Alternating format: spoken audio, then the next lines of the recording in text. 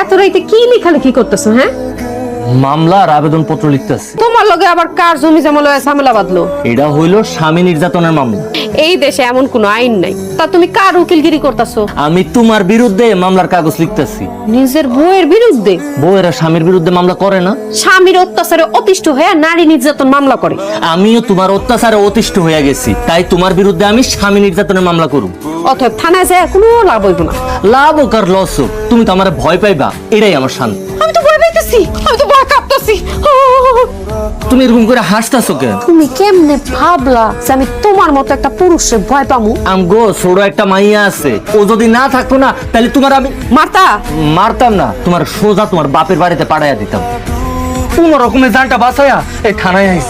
আমি তো এই মামলাটা গ্রহণ করতে পারছি না। কি কইতাছেন স্যার? পুরুষ নির্যাতনের কোনো আইন বাংলাদেশে এখনো তৈরি হয়নি। কি কইতাছেন আপনি? তাহলে স্বামীরা পুরুষরা ওরা কি সারা জীবন নির্যাতিত হইতে থাকবো?